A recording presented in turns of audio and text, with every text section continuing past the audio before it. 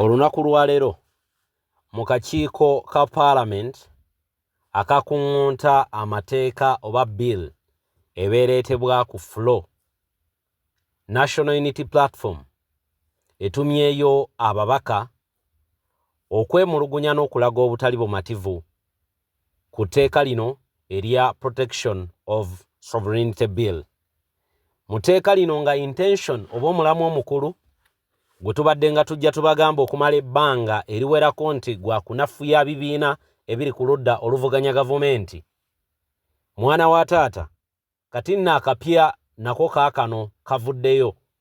Obadde okimanyi nti mu tteeka lino Kabaka wa Buganda nga tannateekateeka mukolo gwonna nga gulimu okuvujjirirwa, naye ayina kufuna permission okuva ew'omukungu wa gavumenti. Kakubeere kuteekateeka Kabaka birthday run, ayina kumala kufuna permission okuva ew'omukungu, njogera ku ministry, nga bwe balambika mu tteeka. Mugamba tetwolekedde akadde nga mutabani wa mwami Yoweri Kaguta Tibahabulwa yekka yagenda okuddamu okuteekateeka birthday run, Kabaka bakimugobeko. Byonna mbikuleetedde mu vidiyo eno ogenda kubeera ng'ate obyota buliro nti etteeka lino erya Protection of Sovereignty Bill bwe liyita ne liteekebwako omukono paalamenti y'eggwanga eri ku ppaku. Ababaka etteeka lino nga badduka nnyo, nga badduka gy'akafubutuko diteekako omukono. Ebigendererwa biriwa? Ekimu ku bigendererwa oba emiramwa gye bagoba kwe kulaba nti Robert Kyagulanyi wagambira nti akomawo mu ggwanga lino nga bwe yalangiridde etteeka lino limukwatira ku airport wali Entebbe. Kyekimu ku bigendererwa. Olwo bamukwate bamuvube bamutwale mu kkomera myaka 20 beddu gye baba bateekateeka okumuggalira. Olwo babenga opposition mu ggwanga lino Uganda mbu enafuye era bagirinnye ku nfeete. Bo obwongo bwabwe kye bubagamba ne bolaba batembeete etteeka lino. Ekyokubiri, ninga jjukira nti bwali Bwakabaka bwa Buganda bwe bwayambako Generali Tibahabulwa okujja wano. Era Obwakabaka bwa Buganda bugenda kukolera contribution nene according to the law of Protection of Sovereignty Bill eya 2026. Kabaka bw'abanga ayina kwegayirira lukusa kumuweebwa buweebwa okuteekateeka omukolo gwonna. Ne bw'abeera nga ayagala kulwanagana n'akalwadde ka mukenenya, ayina kugenda wa minisita amuwe permission ateekateeka omukolo. Akamanyiro kaba tekayitiriddeemukko. Bino nno by'embuyogero gya biyita eby'olubalaata oba eby'olwali, naye kankutwaleko mu paalamenti tuwulirereko komiti n'ebibaddeyo. Mu vidiyo era nina akatambi ka David Lewis Tubongoya ku lwa National Unity Platform nga nnyonnyola lwaki etteeka lino nga NUP erikubyemu ebituli era eyagala ligobwe. Ogenda kubeera ng'obifuna naye katandike ne kano. Work which is supposed to be undertaken by this government. For instance, the prevention of HIV and AIDS. Look at the enormity of the work done by the Kabaka of Uganda under the Kabaka's birthday run, and whose message has sunk deep and has caused the restriction of HIV incidences. Wouldn't you therefore take the Kabaka of Uganda, criminalize him for doing this work, which is supposed to be done by the state? So you can see the ramification.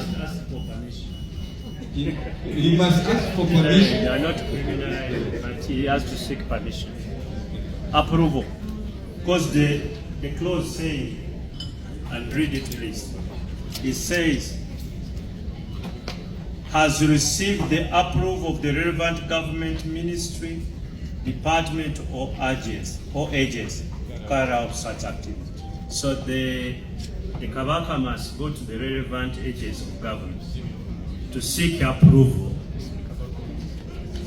to talk about AIDS. So it has not banned him. Then finally, there are global.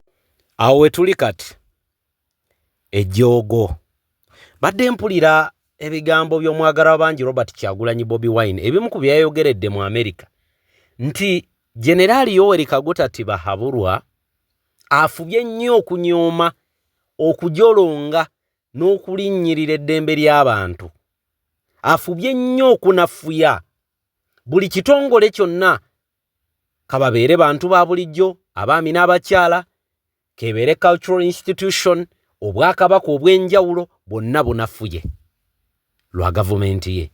Kakati mu tteeka lino lye baleeta erya Protection of Sovereignty Bill 2026 teriyina yadde wamu bwe wati bwe liyambira munnayuganda, wabula ate ebitundu 10 ku buli 10 li protectinga gavumenti ya nakyemalira ku bannayuganda okubaako kye bagikolako abali wano ku butaka n'abali ebunaayira. Njagala tugendeko ne muka video kano katono nnyo tuwulire bulungi. Museveni akoze kye bayita extreme humiliation. Omanyi Museveni must give it to him. Musajja asomye ebitabo ebimu era yasoma nnyo ebitabo ebya subjugation. Museveni bw'oba osoma ekitabo kye bayita Prince ekya Nicolo Machiavelli ojja kulaba nti akozesa eyo modi yennyini. Bw'oba nga weetegereza n'osoma ebitabo ebimu ng'ekitabo kye bayita The Making of a Negro Christian oba The Making of a Good Slave ojja kulaba nti baabayisanga mu process gye bayita back breaking ne bakukakkanya kati nga gwe gwogende waka n'okuba abaana b'emiggo ng'obawulidde balowooza boogera ku kwenunula kwega ne bakifuula irigo n'okulowooza obulowooza ku ddembe lyo ne batiisatiisa abantu okubassa mu mbeera nti tebandaba okweganga bw'olowooza ku kwenunula okyuka noga tebabanga bandabye nga nkirowoozaako gye embeera Museveni gy'abataddemu baliving under extreme fear nga bw'olaba badikiteta nga Saddam bwe yafuganga aba Iraka ng'aba Mussolini nga Hitler bwe yafuganga abantu be nga kati ono afuga North Korea Kim Jong-un nga bw'abafuga ye Museveni embeera gy'aba tutaddemu naye nze nzizamba na Uganda amaanyi tusobola okwekolamu omulimu ate bulijjo ngamba nnyo abasirikale abali mu poliisi n'abali mu magye timmwe mukyatusuuziza ffe nga Uganda twekola mudde omulimu sinzira wano nga mbagamba abo abantu tusobola okubajjako eyo famire tusobola ogiwunzika tukisobolera ddala bulungi nnyo tusobola okwekolamu omulimu nga bannansi ebiranja byogera nga siri ku radio. Mr. President wangi tujja kuba tufuna ebibuuzo bitono nnyo nga tumaliza naye waliwo ababuuza ne bagamba nti are you going back, what is next? Nzirayo ewaffe esebo kati sinabababuulira naye nagamba nti newankubadde nadduka kutaasa bulamu neera missoni yange eggwera Uganda, final destination Kampala, Uganda. Yes. Neewuunya nnyo abatembeeta bbiiru eno naye ate omutima gwange tegwekanga kubanga bali ku payroll. Guno gwe mulimu gwabwe kye bateekeddwa okukola era bw'olaba bonna abalwana abagiwagira abagiteeka ennyo ku mwanjo bambi bali ku payroll be bali mu NRM nga baliyo lwa naakola nti abaliyo lwa butaagaane bayingira dda payroll balina okukola omulimu gwabwe baagala tebaagala naye ate beerabidde ekintu kimu nti buli kyonna kyonna ekikolebwa etteeka lyonna eribagibwa mu ggwanga lino bateekwa okuliwa omutango gwalyo bateekwa okubonaabonera ebyo byonna bye bawadde omwagaanya okuyitawo mu ggwanga lino nga mateeka bateekwa buli kintu kyonna ekikoleddwa ku bannayuganda okukeera one day one time bakibonaabonere era baliwo omutango gwakyo ne batalibeera bo baana baabwe baliriwo omutango ogwo. Kati njagala tugendeko mu vidiyo eno tuwulire NUP biki byeyogedde ku buuyi obw'enkomewo. Thank you very much, Honorable Chair and members. I wish to state from the outset that we are here on Friday, the whole day actually, because we were invited at 10 and we were not able to get that opportunity to present. But nonetheless, we are glad that we have that opportunity now. Maybe next time we should invite people at different times because everyone comes at 10 and then they have to wait for the whole day. I'll try to keep it brief. We already submitted our memorandum, but I also want to state that we have submitted two documents, one from the party and the other from our diaspora, NUP diaspora, which I will not present, but you have a copy also. So, Honorable Chair and members,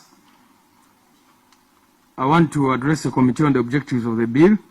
According to the bill, its primary objective is provide for the protection of the sovereignty of the people of Uganda and provide for the registration and regulation of agents of foreigners, as well as their funding. The bill creates an impression that Uganda and its people lack the necessary laws to uphold their sovereignty. According to the bill's memorandum, Uganda lacks laws that protect its ability to self-govern, and the foreign aid that some members of our civil society receive causes a duplication or conflict with government programs, thereby giving outsiders influence over our country and undermining our right to self-determination. It is also claimed in the bill that foreigners and their agents in Uganda use online platforms to facilitate social discord, and further suggested that civil society organizations funded by foreigners do not operate in accordance with the interests of Uganda. In our humble view, the foregoing representations cannot be any further from the truth, and the laws that we have in place stipulate sanctions if violated. Chief among these is the 1995 Constitution, which in Directive Principle 4 and Article 1 guarantee the sovereignty of the people of Uganda. Notwithstanding the unconstitutional nature of some of their provisions, other laws that already address the defects purportedly identified include the Computer Misuse Act, the Anti-Money Laundering Act, the Political Parties and Organizations Act, the Presidential Elections Act, the Parliamentary Elections Act, NGO Act, and among others. You notice, Honorable Chair and members, that, for example, the Political Parties and Organizations Act sets in place how much money a political party can receive in a given year from foreign sources. Ironically, since it regained independence in 1962, Uganda has greatly benefited from the warmth and generosity selflessly extended to it by the international community. That community currently funds nearly half of our recurrent national budget. We've even seen, I think the State Minister for Disaster Preparedness now appealing to countries of the world to come in and support Uganda because of USAID funding gaps. And so you wonder why the government itself thinks that it should be getting foreign funding and yet seeks to block or regulate heavily NGOs, political parties, and other organizations from being able to do the same. More still, the very system of government that Uganda is running today and the architecture of its public service are largely creatures that some international community dismisses, that the bill dismisses as foreigners and seeks to shut out from Uganda's affairs. Yet, if it were not for the intervention of foreigners like the World Bank and the International Monetary Fund, at the close of the 20th century, Uganda's economy, which the NRM government takes credit for, would probably be doing far worse. We are therefore convinced that the stated objectives of the Protection of Sovereignty Bill are not sincere, and the bill ought to be accordingly withdrawn in its entirety. The National Unity Platform believes that this bill is completely unnecessary. At the outset, I wish to also state that we are concerned. Of course, I've had your assurances, Honorable Chair, but we are concerned about the speed at which this bill is being processed, and we hope that stakeholders will be given sufficient time to give their input, especially because of the implications of such a bill. Now let's look at some of the implications. While ostensibly seeking to protect Uganda's sovereignty, this bill severely limits the ability of Ugandan citizens to exercise or enjoy their fundamental rights and freedoms. It fails to meet the constitutional threshold required for such limitations by Article 43 of our Constitution as below. 1. Whereas on the surface, the bill states in its objectives that it aims at protecting the sovereignty of Uganda and its citizens, it collapses under scrutiny.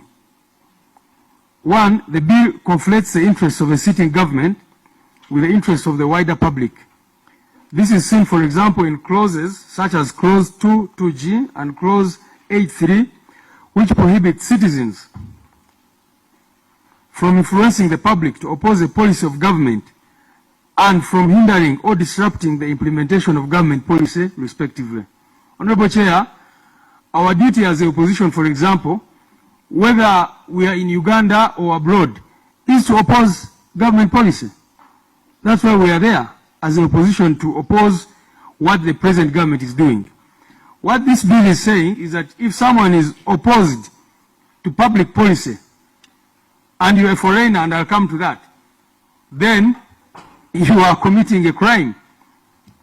This bill is essentially criminalizing opposition. We know that in Uganda, opposition has already been criminalized, but once you say, that citizens should not influence public policy or oppose the policy of government, then I think that's extremely unconstitutional. The bill targets conduct that is already regulated by existing laws, as we already submitted above. The public interest apparently claimed in the bill's memorandum, that is, of filling legal gaps, is therefore factually false in the face of the existing laws. C. Several provisions of the bill have no conceivable public interest anchor. For instance, Clause 22G, which implicitly requires anyone who influences the public to oppose the policy of government to first seek approval of that government, does not, protect any public good. Instead, it shields policy of that government from public criticism, thereby unjustifiably limiting the public's freedom of speech and its right to participate in the affairs of government. This clause alone effectively bans the political opposition, like I've said. Even where such public interest exists, the limitation must not amount to political persecution, and it must be demonstrably justifiable in a free and democratic society, as envisaged by Article 43(2)(a) of the Constitution. For example, in this bill, under clauses 3, 4, 6, 6, 14(1), 15, 16, etc. of the bill, these clauses effectively place entire regulatory and enforcement mechanisms of the bill under the direct control and or guidance of the Minister of Internal Affairs, a political appointee, who is appointed by and answerable to a sitting president. The said clauses grant the minister wide discretion to register, deregister, refuse, suspend, or revoke the operational certificates of anyone deemed to be an agent of a foreigner, with no meaningful procedural safeguards to restrain the existence of that power, the exercise of that power. This exposes opposition politicians, NGOs, investigative journalists, researchers, whistleblowers, and other real and perceived opponents of the minister and his appointing authority to political persecution. Therefore, these limitations are disproportionate and thus unjustifiable. As we have stated above, the objectives stated in the bill do not match the provisions therein enacted.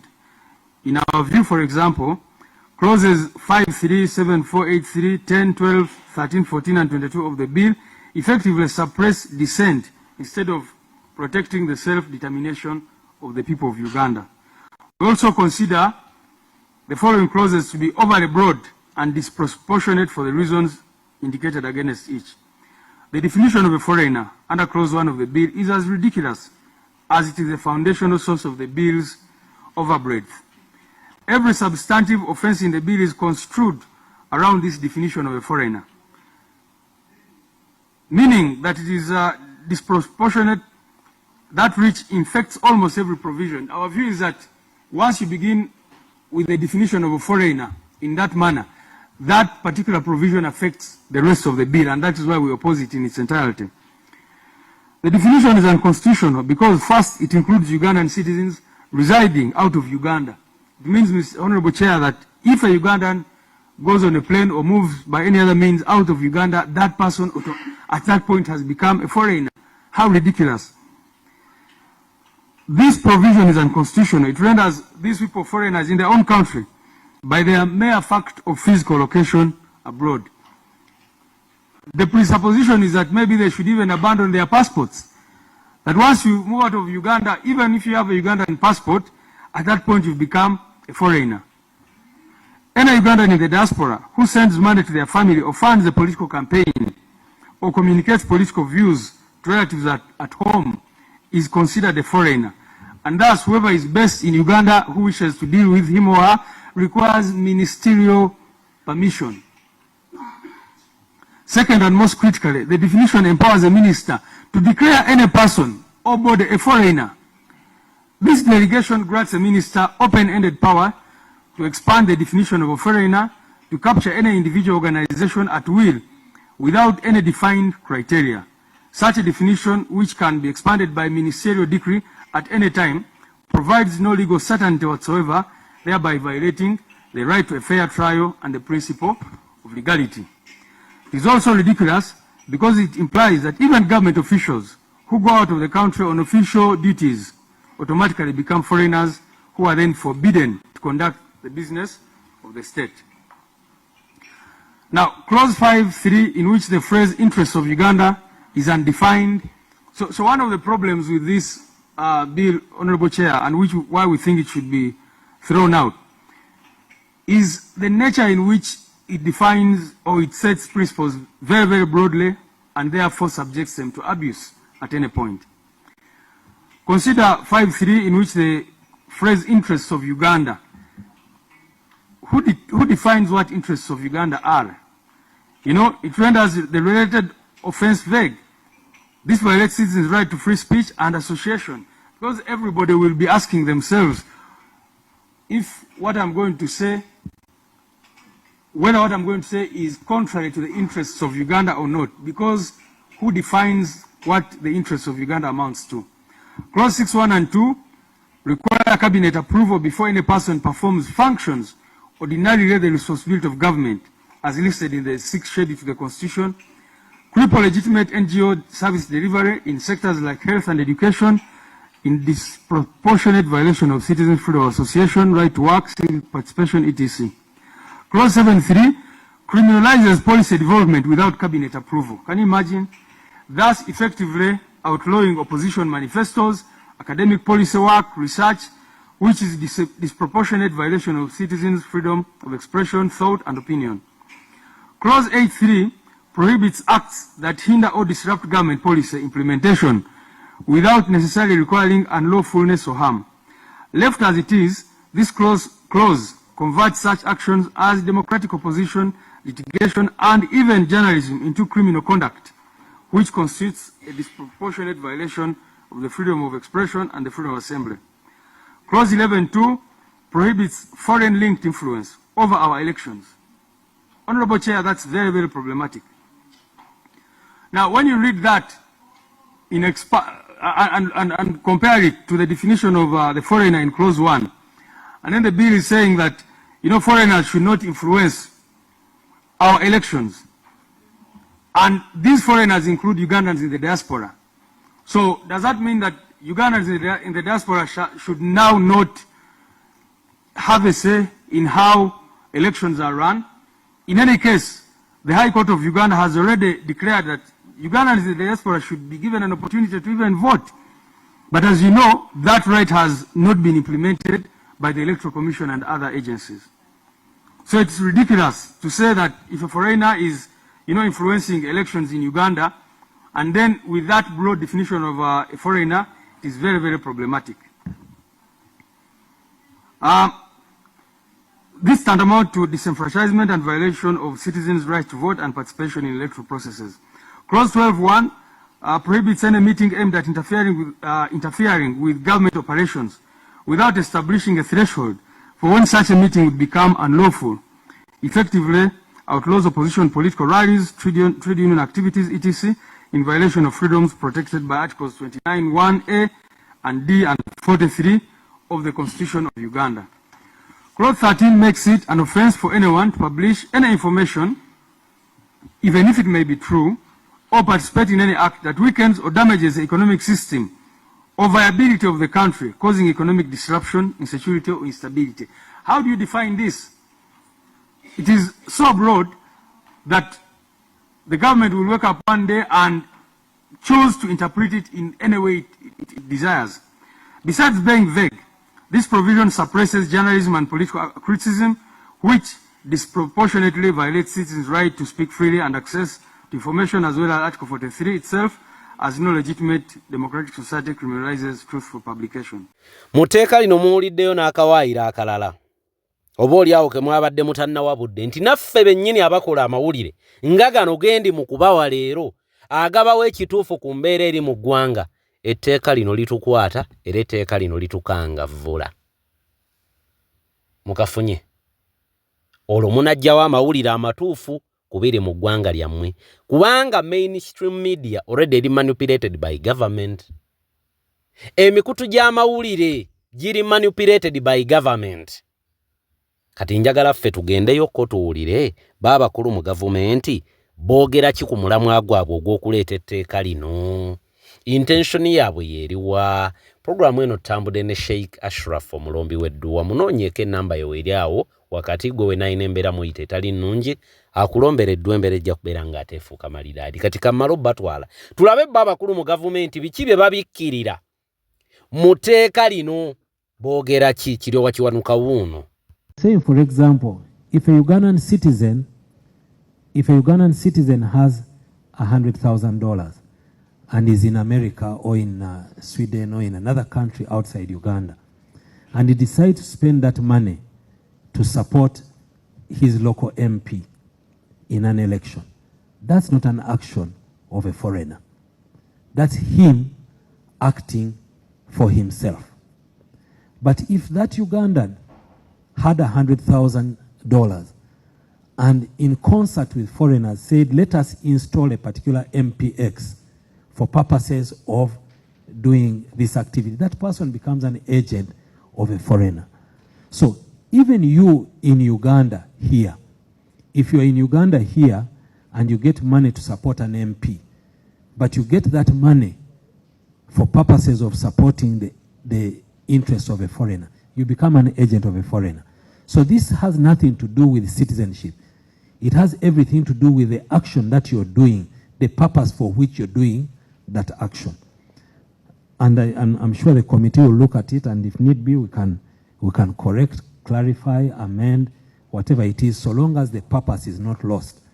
The purpose is, it is not to take away the citizenship of that person, but it is to tell all of us, do not act for the interest of a foreigner. But every Ugandan should be at liberty to participate in the affairs of this country as long as they are acting for their own interest as Ugandans. Mr. Chairman, with your permission, maybe just in case I lose sight of this, what does the Attorney General and the government lose in simply criminalizing activity without dubbing a Ugandan a foreigner? What do you lose? Because the Baganda sense Bambi Ebipya Mutere. What do you lose by simply criminalizing activity without referring to a Ugandan as a foreigner? You know, sometimes you cause resentment which is not necessary. Okay, that's a political way of looking at it.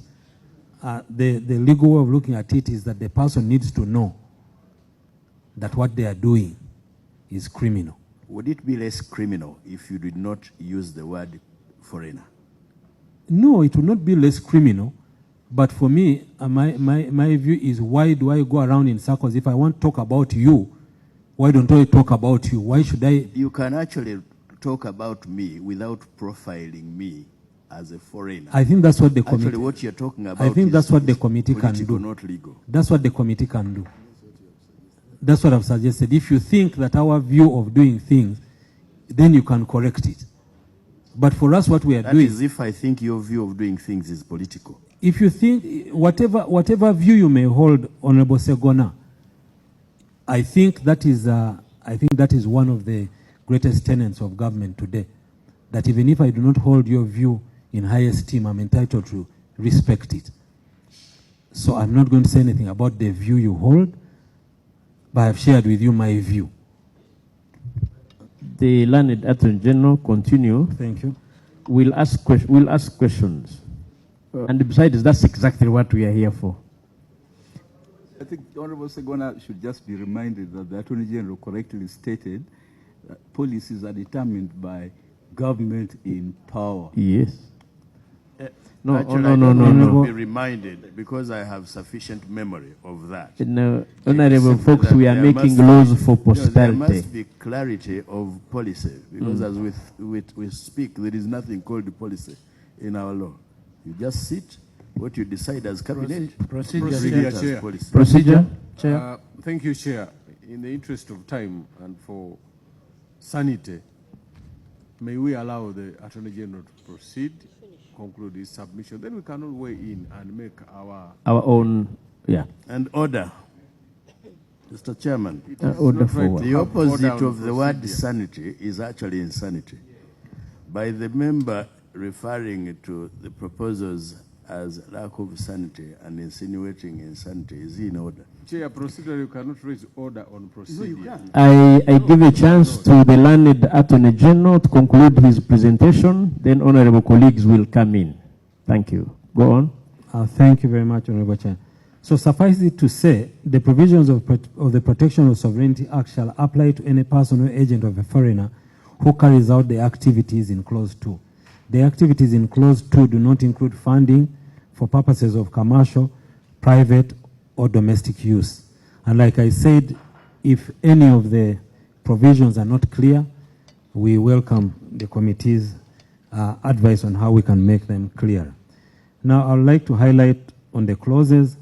Clause 1 is interpretation. Clause 1 provides for the definition of words in the bill, and the words in the bill are subject to the definition for purposes of this act. For example, honorable colleagues, in the Land Act, there is a definition of a foreign company, and that provision says that for purposes of the Land Act, any company which does not have a provision precluding the ownership of the asset of the shares of that company to more than 49% to a foreigner is a foreign company. But we all know that under the Companies Act, that is not the definition of a foreign company. So what I'm saying is that you can define a law. For purposes of that law, you provide a definition to suit that particular act or that particular bill. So if that is what we'll say about the definition of foreigner as we had it in this bill. Application, I have stated earlier that Clause 2.2 clearly states the extent of the application of this law. If there is anything that has not been stated in Clause 2.2, it cannot be the subject of this law, because that is the extent of the application of the law. Clause 3 deals with the administration of the Act and places it in the Ministry in charge of internal affairs. Clause 3 also sets out the department responsible for this law. Clause 4 sets out the functions of that department. Clause 5 further re-emphasizes the sovereignty of the people of Uganda as is understood under this law. Clause 6 deals with the exercising of the functions and services for which government is responsible. Clause 7, development of government policy. We are discussing Clause 7 just for clarity, who is responsible for determining government policy and how we achieve it. And also, maybe to also emphasize this, honorable chairs, even when Ugandans want to participate in the development of policy, there is a procedure, a policy, a process that is undertaken. For example, what we are doing here is shaping the policy of government, the policy of the country. Because when government comes up with a policy, it sets the law. And the law is supposed to guide that policy. Parliament comes in to shape it. And we have all this discourse and consultation in order to get that policy right. Foreign policy is defined under Clause 9.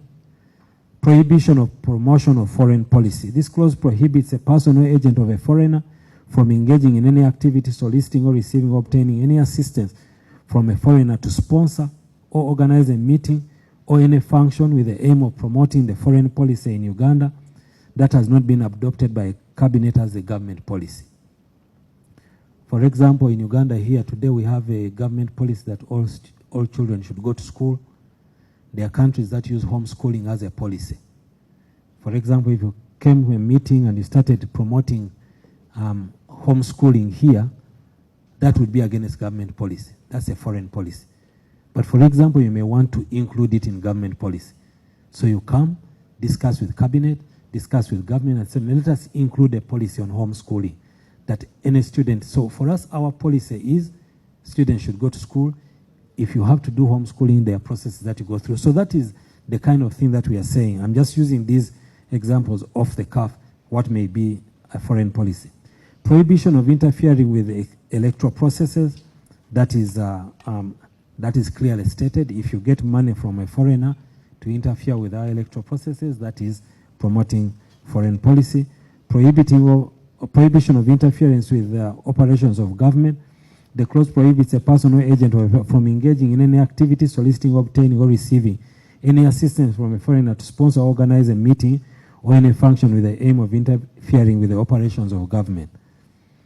Prohibition of economic sabotage. This clause seeks to prohibit publication of information or participation in any act or activities that weakens or damages economic system or viability of the country, causing economic disruption, insecurity, or instability. Yes, for example, I received only last evening, I received a communication from the National Association of Broadcasters saying that this one will interfere with their ability to run their news. So I think what I glean from the communication from the National Association of Broadcasters is that they are at liberty to say, for example, that Uganda has run out of fuel, for example, when Uganda does have fuel.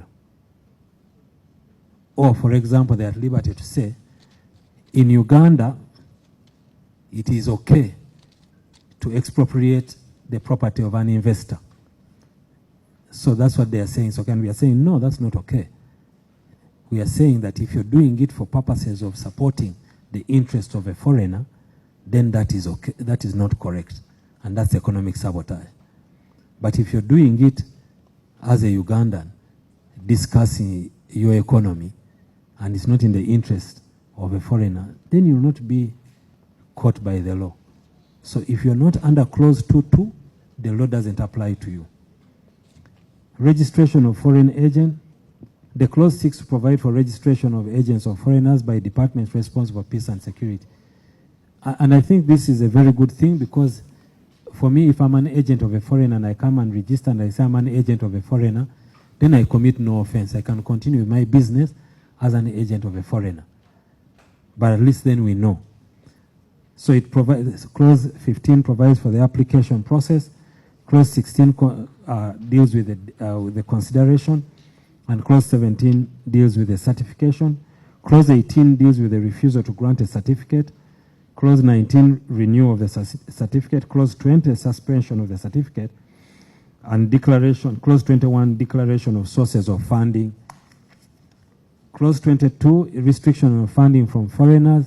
And this is saying that if you want to get more than 400 million in a 12-month period, just go and apply to the minister and say that I am carrying out some very good work for the foreigners. I have received 400 million for that purpose. I would like to receive some more to carry out the activities of my principal, because I'm an agent of a foreigner. And the minister should be able to give you permission to get more money and carry out the activities for the foreigners. We are just saying that this is perfectly fine. Just say what you want to do. In fact, you can even say that I have a principle to my business is to work honestly to remove the constitutionally elected government for the benefit of the foreigner, and I am registering for that purpose. I need to get 10 billion shillings to do it, and I'm sure the minister, after you meet the requirements, will give you the license and you continue doing what you have to do. Clause 23, obtaining funds to engage in disruptive activities. Clause 24 deals with foreign funding to government institutions, and it's just simply restating what the law says, that if you get money for government, it should be dealt with under the PFMA, and all those are public funds. Reporting of foreign funding and submission of returns. Assistance of ministers, clause 27, and then inspection, and then powers to amend. Honorable colleagues and honorable chairs, and we have received several comments from the public, and our Annexure 2 has attempted to deal with these items. Many of them deal with definition, and this is the matter we have been having a great discourse with. I think this is an area that we need to look at together and say, if it is not clear, let's clarify it and give a definition which gives the purpose for which the law is given. But we have tried to answer all the questions that have come out in the public, in our Annexure 2, in our understanding of the bill, and we invite the committee, if you think that there is anything that's not clear, to clarify it. So, Chairperson and honorable members, the Protection of Sovereignty Bill does not prohibit foreign funding or cross-border transfer of money, but rather intends to regulate foreign funding in order to safeguard Uganda's sovereignty. Uganda is not the first to enact such legislation. Uganda has found it necessary to safeguard its sovereignty, security values and norms that we hold sacred as a nation. The Honorable Chair and members, these are the proposals contained in the Protection of Sovereignty Bill, which is before you for consideration. We beg to submit, and we call upon the committee and all the people of Uganda to support government in this quest. And where there is any clarification that needs to be made, we are happy to make it. If there is anything that's not clear in the bill, at least so long as the purpose is clear, we can work together to correct it and make a bill that works for Uganda. I thank you. Thank you. Thank you, the learned. The process has begun, and we reassure the public that we are going to listen, we are going to get as many views as possible. The 11th Parliament is here for the people. Even those who can't appear physically should be encouraged to submit, like many have submitted. We're even intending to, we're working out to see whether we can reach out by Zoom to the Ugandans in diaspora, including those, the Ugandan Global Forum that have already submitted, and foreigners as well. How? Okay, honorable colleagues, the Attorney General is here, and the Minister, kindly your questions. And let's restrict ourselves to the bill as it is. Over to you. Honorable Fox, Orweyorewo, west of Daman or southeast west. Mr. Chairman, I would like to appreciate the Attorney General for the courage that he has. Given the level this bill has put Ugandans, if Attorney General was not courageous enough, by now he wouldn't appear before the committee. Attorney General, I would like to appreciate you for that. Mr. Chairman, first of all, I would like to find out from the Attorney General. You recall the Right Honorable Speaker directed that this current Parliament is running out of time. And she advised that other bills should be withdrawn. And many members who had private members' bill, government bill, were withdrawn, awaiting the next Parliament. And given the time of this bill, I would like to find out from the Attorney General, why are you introducing this bill at this material time, when we are left with a few days to end the term of this Parliament? And why is this bill is so much in a hurry? Aware that in the order paper today, you are supposed to present on the floor of Parliament today, in which Parliament is sitting right now. We are on the order paper. It means we are left with few hours for you as the chairman to present this bill on the floor of Parliament. Attorney General, why are we in so much hurry with this bill? And what is so special with this bill? I would like you to answer. And two, Right Honorable Speaker, Right Honorable Chair, sorry, Right Honorable Chair, aware that this bill creates too much red tape. We have so many bureaucracy that if the person living outside this country or an NGOs or anybody supporting this country, there is too much bureaucracy. Don't you think that this bill would discourage our development partners? For example, we have people who are supporting Uganda, like FDI, aware that in 2024, FDI alone gave more than 2.8 billion in the economy of this country. In 2023, huge amount of money was given in this country.